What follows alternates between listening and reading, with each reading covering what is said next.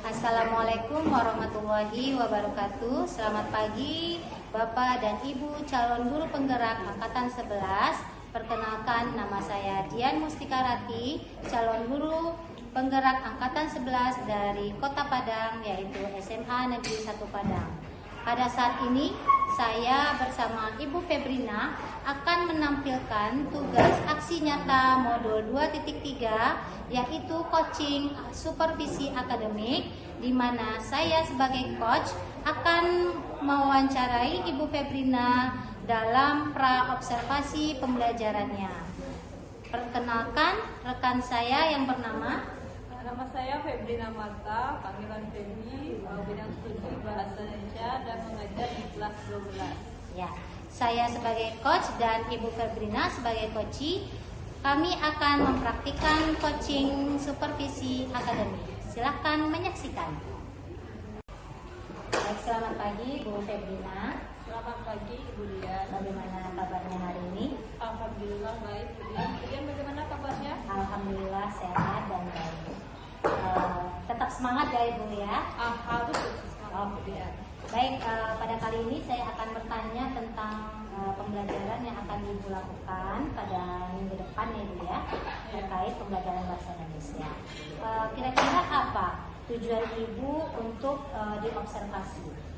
Supaya saya tahu apa kekurangan dari saya dalam mengajar dan juga bisa berbagi dengan guru lain, Terutama dalam menerapkan pembelajaran berdiferensiasi yang berpihak pada murid ya Bu ya. Iya, Bu. Selanjutnya, kira-kira materi dan tujuan pembelajaran apa yang akan Ibu sampaikan dalam observasi minggu depan itu? Rencananya kami akan membahas mengenai teks tanggapan kritis. Itu bagian menulis teks tanggapan kritis melalui media infografis. Oh, menarik sekali sepertinya ya Bu ya. Apalagi siswa memang sangat senang kalau menggunakan gawainya ya untuk menuliskan infografis. Wah, ya. Pertanyaan berikutnya Bu Febri, kemampuan apa yang kira-kira akan Ibu Febri ujikan kepada siswa terkait menulis teks tanggapan tersebut? Itu terkait menulis mereka, bagaimana mereka mengembangkan sebuah tema menjadi sebuah teks dengan menggunakan kalimat yang efektif dan juga menyampaikan pendapatnya dengan tepat melalui berdasarkan fakta yang ditemukannya di dalam infografis. Oh, berarti ada dua kemampuan berbahasa ya. Iya. Yang pertama itu menulis dan yang kedua itu berbicara ya. Lanjut, model pembelajaran apa yang kira-kira Ibu terapkan nanti dalam pembelajaran tersebut? Kalau modelnya mungkin menggunakan PBL Ya.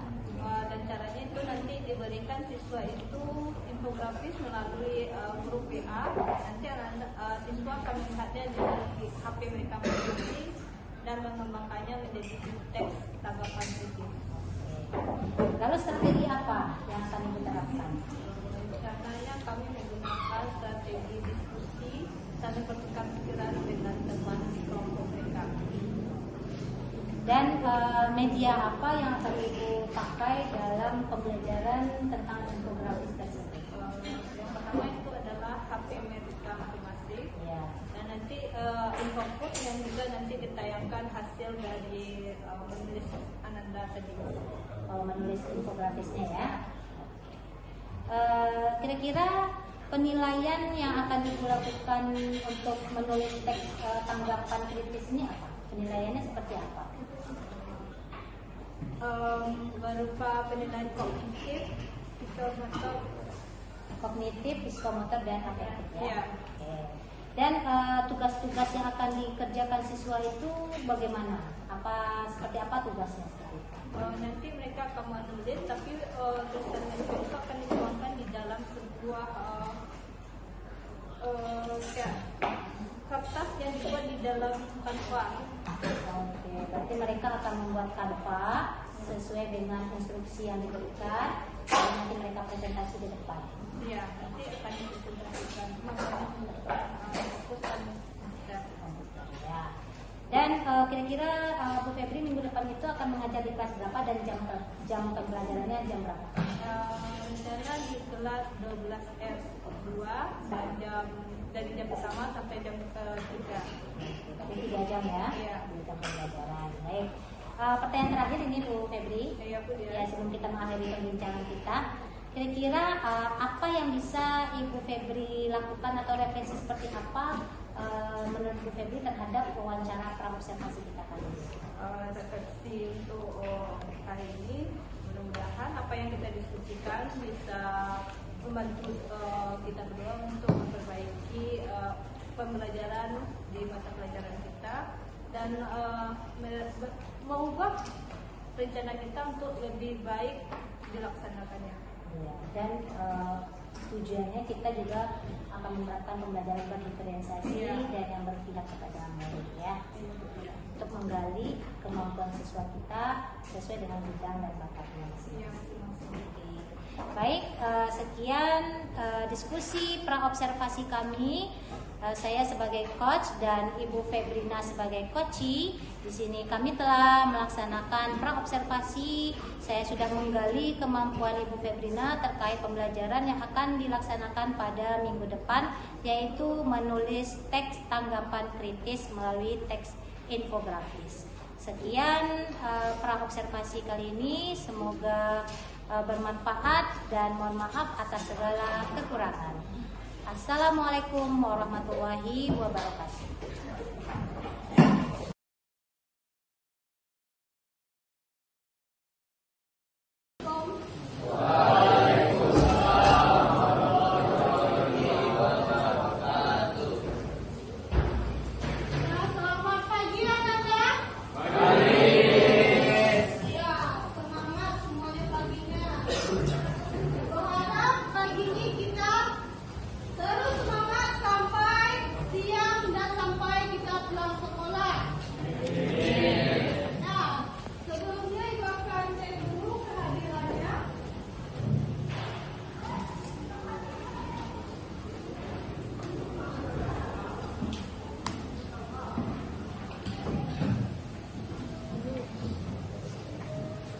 Alfifa, Ahmad Razak, Alvin, April, Desa, Fahim, Gilang, Luki, Farel, Maharani. Sebelum kita mulai pembelajaran, kita coba ice breaking dulu. Ada yang bisa memimpin ice breaking kita pagi ini? Ya, Rido, silakan maju ke depan, Rido.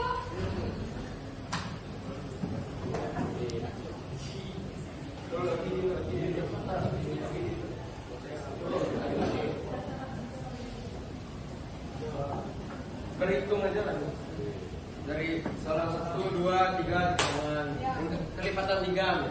Ya, kelipatan 3. Berarti tepuk tangan kita mulai dari belakang. 1, 2, 3.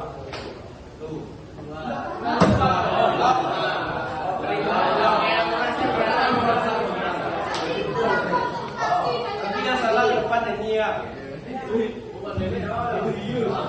Ya, 1, 2, 4, 5, 7, 8, 10, 11.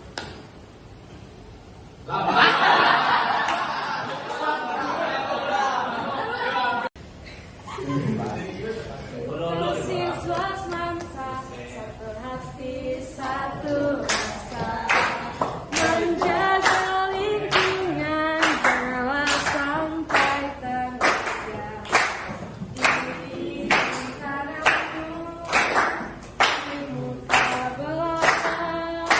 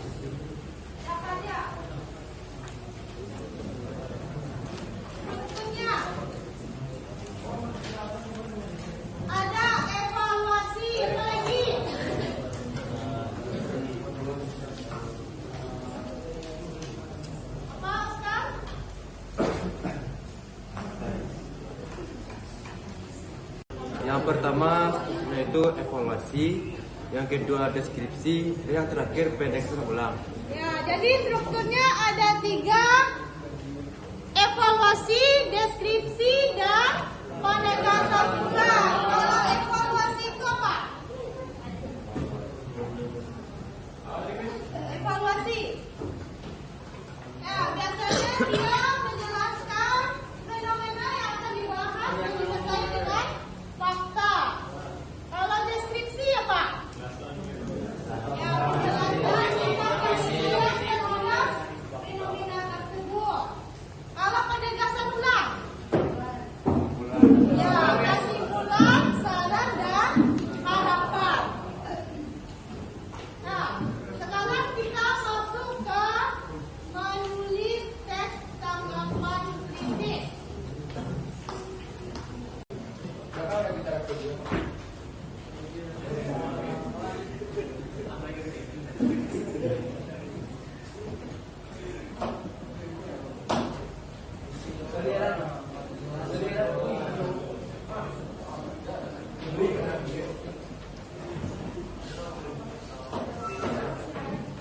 Nah, jadi tujuan pembelajaran kita hari ini adalah menulis teks tanggapan kritis berdasarkan infografis yang telah diberikan.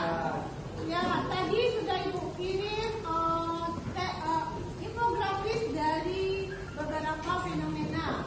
Jadi silakan nanti kita bagi kelompok, dibaca dulu infografinya, baru dibuat teks tanggapan kritisnya.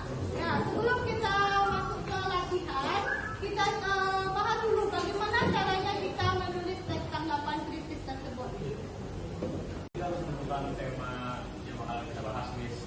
Habis itu kita mencari informasi mengenai tema tersebut. Habis itu kita susun rangkaian. Baru menjadi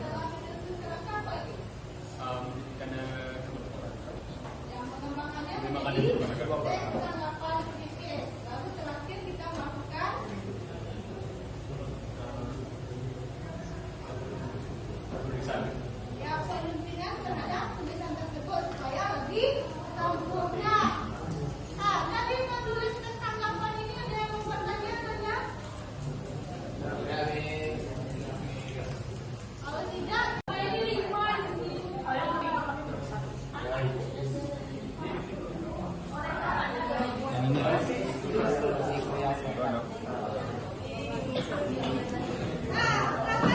di kertas satu lembar yang ada nanti dipresentasikan.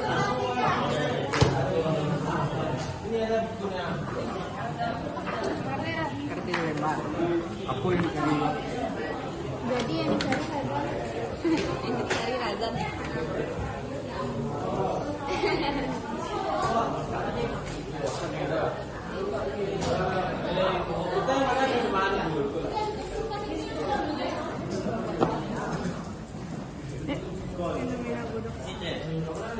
Kita lagi ya, lawan hoax selanjutnya.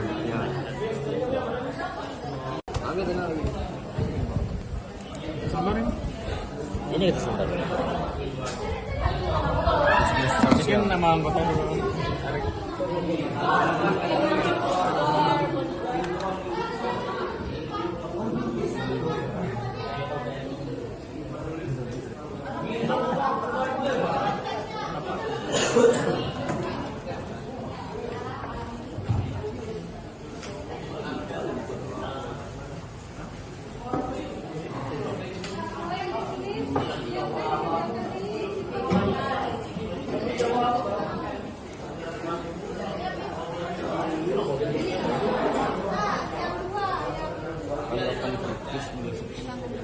Ini kali ya.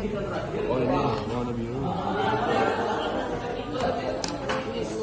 Nah, ditulis teksnya berdasarkan strukturnya.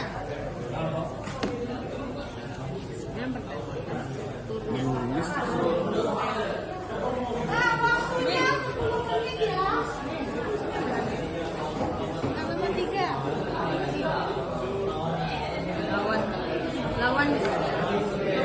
Lawan hoax di media sosial. Buka aja kamu. Tulis teksnya. Buat evaluasinya dulu, apa kira-kira isi evaluasinya.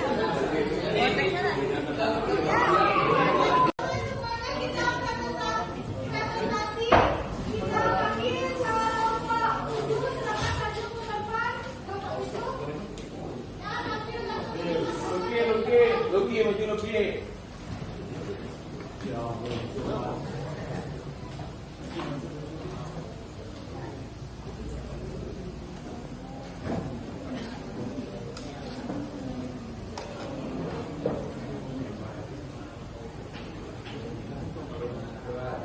Assalamualaikum warahmatullahi wabarakatuh. Waalaikumsalam warahmatullahi wabarakatuh. Perkenalkan, kami dari kelompok 5 akan mempresentasikan hasil diskusi kami, yaitu teks tanggapan kritis, yaitu tentang bisnis sosial yang akan disampaikan oleh Nasir. Bisnis sosial itu adalah menyeimbangkan tujuan sosial dan bisnis untuk mengatasi isu sosial yang akan dampak dari itu, pertama ada komunitas tidak terjamah, memberdayakan komunitas tidak terjamah, serta menciptakan dampak untuk komunitas. Jadi bisnis menjadi dilakukan untuk membantu mengembangkan dan memberdayakan suatu komunitas. Dalam di segi bisnis ada memiliki sebuah model bisnis atau bisnis model. Selanjutnya, bisnis sosial memiliki konsumen atau klien yang membayar atas barang yang biasa disediakan, serta menjual produk atau jasa untuk konsumen atau klien. Jadi, tanggapan untuk bisnis sosial ini sendiri, apakah penting untuk kehidupan kita saat ini? Bisa dibilang bisnis sosial sangat penting dalam kehidupan kita saat ini, karena dengan bisnis sosial kita dapat menyeimbangkan yang namanya kebutuhan bisnis dan juga kebutuhan sosial. Sekian dari presiden kami, apakah teman-teman ada yang ingin bertanya?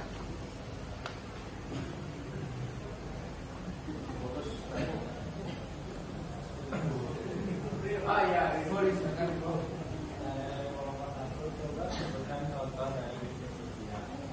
Oke, kasih Rivo. Kita akan memberikan pertanyaan 3 ya. Ada 2 lagi yang ingin bertanya. Silakan Ara. Enggak boleh. Bagaimana cara kita mengetahui apakah bisnis saya termasuk bisnis sosial? Thank you. Satu lagi. Oke, Julian. Saya akan bertanya, mengapa bisnis sosial sangat penting pada saat sekarang ini? Oke. Kami akan mendiskusikan terlebih dahulu. Berikan kami waktu 10 menit. Setelah kami mendiskusikannya, pertanyaan pertama akan dijawab oleh Dom. Ini mau pertanyaannya adalah sebutkan contoh bisnis sosial. Yang pertama adalah Gojek, memberikan peluang pekerjaan bagi banyak orang seperti pengemudi ojek, kurir makanan dan jasa kebersihan. Yang kedua ada Copernic, lembaga ini menjual produk teknologi sederhana seperti lampu tenaga surya dan filter air. Yang ketiga ada Batik Kultur, yaitu menggabungkan fashion dengan pemberdayaan pembagian income. Terima kasih. Selanjutnya pertanyaan kedua akan dijawab oleh Raffi. Bagaimana cara mengetahui bisnis saya dengan sosial? Itu adalah bisnis yang mengutamakan kepentingan sosial dan lingkungan yang memperhatikan adalah bisnis sosial. Oke. Selanjutnya pertanyaan Julian akan dijawab oleh Luki Syahputra. Jadi saya juga sedih mengapa bisnis sosial sangat penting pada saat ini, karena mereka membantu mengatasi masalah sosial dan lingkungan sambil tetap beroperasi secara berkelanjutan. Jadi dengan fokus pada dampak positif daripada sekedar keuntungan bisnis, bisnis sosial dapat menciptakan lapangan kerja, mengurangi kemiskinan dan menjaga lingkungan menjadikan solusi. Cukup Julian. Oke, karena sesi pertanyaan sudah dijawab semua, kali ini akan ada kesimpulan. Jadi kesimpulannya, bisnis sosial itu sangat penting di era kita saat ini karena kita bisa menjalankan bisnis dan juga dengan sosial kita juga kita laksanakan. Jadi kita tidak fokus berbisnis saja, melupakan sosial gitu. Karena hidup kita ini bersosial karena kita saling membantu dan juga saling bekerja sama. Nah, kesimpulannya itu, dan terima kasih dari kelompok kami. Assalamualaikum warahmatullahi wabarakatuh.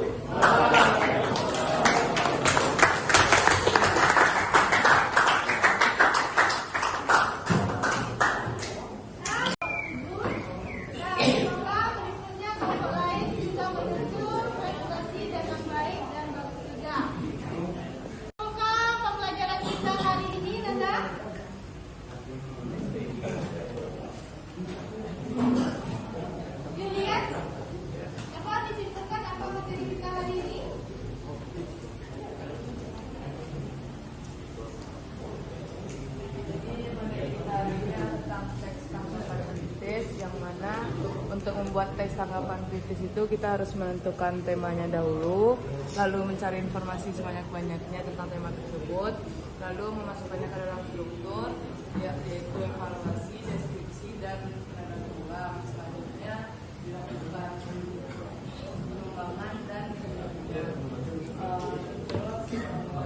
nantinya kita mengembangkan tentang tersebut dari kerjanya sebagai Ya, sangat bagus kesimpulan dari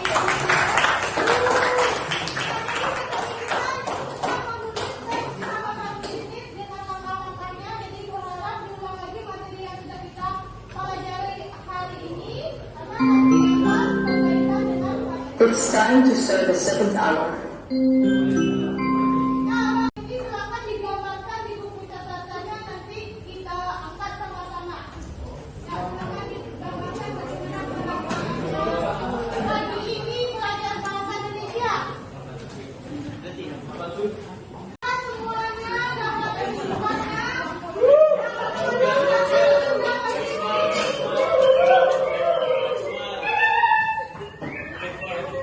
Tapi pagi ini Ananda sangat bahagia belajar di pagi ini.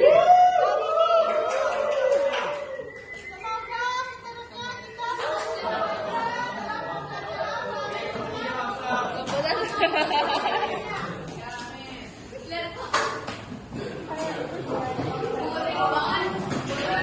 Nah, sekarang silahkan disimpan, dibaca lagi nanti catatannya di rumah. Kalau ada yang masih kurang paham, silakan ditanya ke temannya atau langsung ke ibu. Ya, untuk materi kita selanjutnya besok ikut tentang teks esai. Silakan Anda baca dulu materi mengenai teks esai. Nanti kita akan diskusikan pada pertemuan selanjutnya. Ibu akhiri pembelajaran kita. Assalamualaikum warahmatullahi wabarakatuh.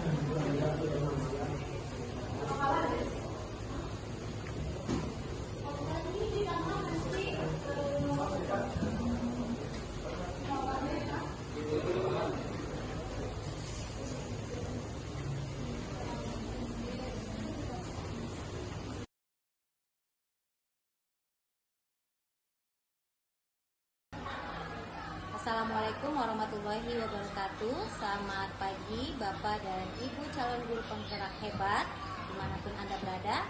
Pada kesempatan kali ini saya Dian Mustikarati, saya calon guru penggerak angkatan 11 dari Kota Padang. Di sebelah kiri saya Guru bahasa Indonesia SMA 1 dan sebelah kanan saya Ayu Putri Anggriawan sebagai pengajar praktik, berperan sebagai observer. Pada kesempatan kali ini saya akan mempraktikkan kegiatan pasca observasi, yaitu saya telah mengobservasi Ibu Febrina Marta dalam pembelajaran bahasa Indonesia di kelas 12F2. Saat ini saya sebagai coach dan Ibu Febrina Marta sebagai coachee dan Ibu Ayu Putri Anggriawan sebagai observer. Ya, silahkan menyimak dan selamat menikmati. Stop dulu. Selamat pagi Ibu Febrina. Pagi Bu Dian. Bagaimana kabarnya pagi hari ini Ibu? Alhamdulillah baik. Alhamdulillah baik juga dan sehat. Semoga tetap sehat selalu ya Bu ya. Baik pada pagi hari ini saya akan bertanya tentang observasi yang sudah kita lakukan pada minggu yang lalu ya Bu ya, terkait pembelajaran Ibu di kelas 12 F2 ya. Baik, bagaimana perasaan Ibu sewaktu Ibu diobservasi waktu itu? Mungkin awalnya agak sedikit deg-degan, terus tapi lama-lama saya merasa senang karena ada orang yang bisa saling bertukar pikiran dan memberikan saran untuk perubahan dalam saya mengajar. Jadi dengan saya melakukan observasi di kelas waktu itu, jadi Ibu merasakan adanya kebahagiaan juga ya Bu ya, bahwa Ibu akan diobservasi, akan dilihat bagaimana cara Ibu berjalan seperti itu ya. Selain itu apa perasaan Ibu? Perasaannya lebih bisa kita merefleksi diri bagaimana apa saja kekurangan yang ada dalam dalam mengajar tersebut.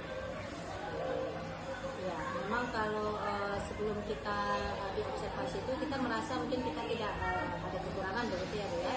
Tapi setelah kita diobservasi ternyata ya ada kekurangan mungkin dalam kegiatan proses yang kita lakukan itu mungkin ya Bu ya. Nah, kira-kira apa hambatan yang Ibu alami waktu dalam pembelajaran saat observasi waktu itu? Kebetulan pas di kelas itu cukup bagus sebenarnya, cuman mungkin kendalanya pas presentasi anak-anak mungkin banyak yang belum percaya diri, jadi untuk maju ke depan itu mereka masih gimana itu belum Malu-malu ya, malu-malu. Jadi dia nunggu temannya dulu ya. Jadi akhirnya saya panggil saja nama kelompok yang Ya, karena mungkin belum dibiasakan mereka untuk berbicara di depan umum mungkin ya Bu ya. Selain itu apa lagi hambatannya Ibu alami saat observasi? mungkin lebih ke percaya diri anak-anak tersebut. Jadi ke siswanya ya, katanya rasa percaya diri siswa memang belum tergali ya. Nah, kira-kira solusi dari untuk meningkatkan rasa percaya diri siswa itu seperti apa? Salah satunya mungkin sering kita panggil namanya dan memberikan apresiasi, terus mungkin kita suruh juga dia presentasi ke depan supaya dia terbiasa untuk berbicara di depan kelas.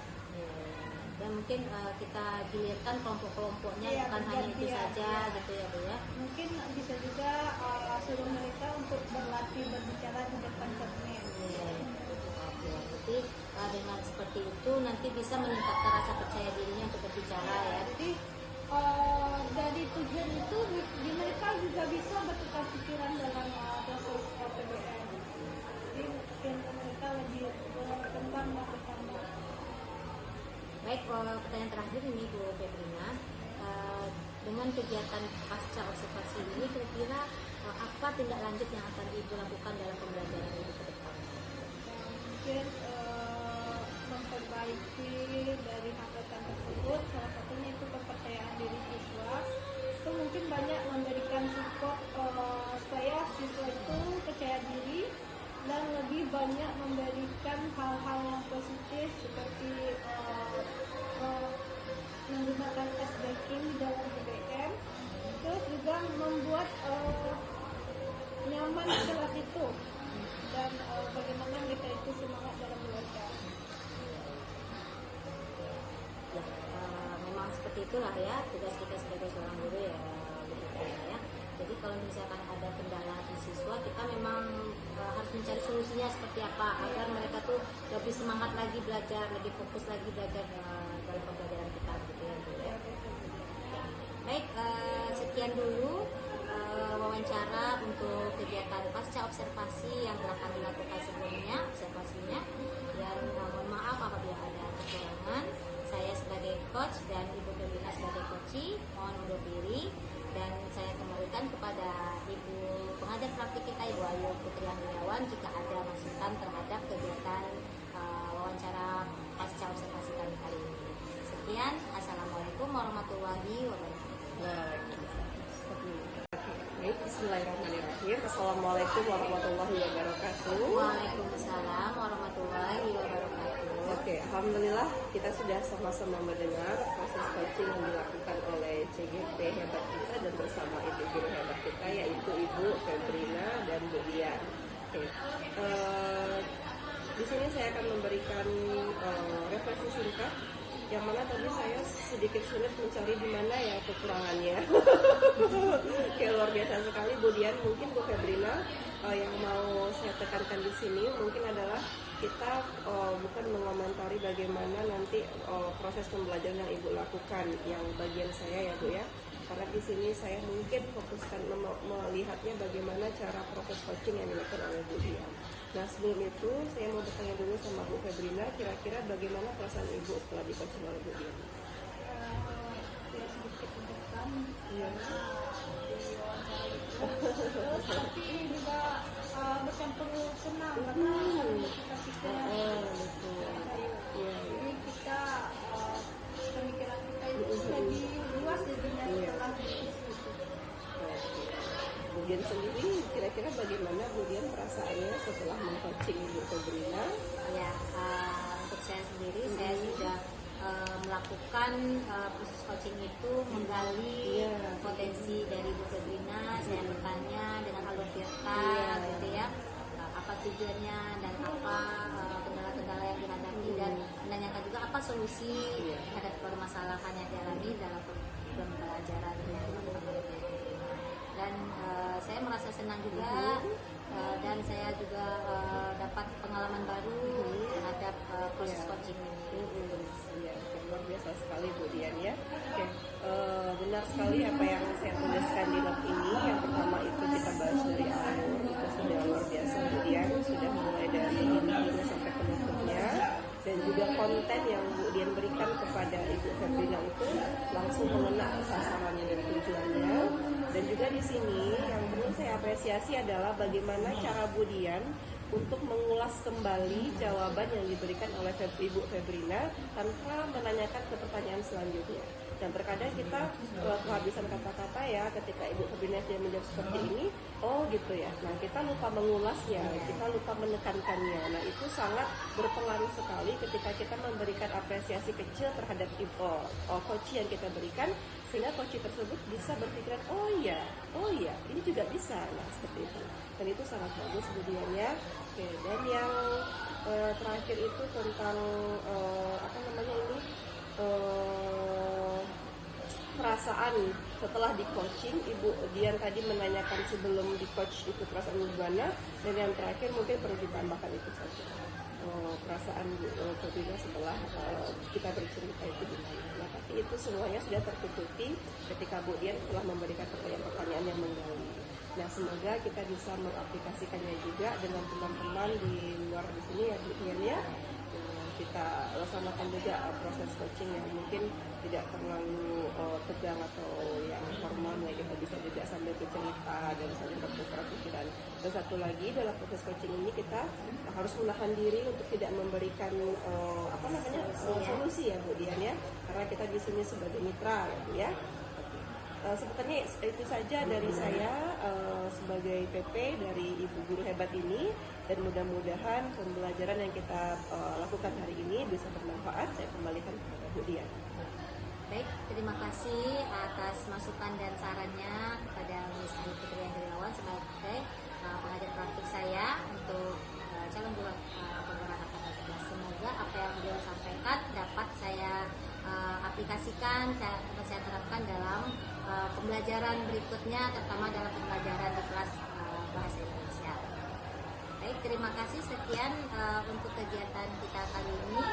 Jika ada kesalahan saya mohon maaf. Saya tutup dengan wabillahi taufiq wal hidayah. Assalamualaikum warahmatullahi wabarakatuh.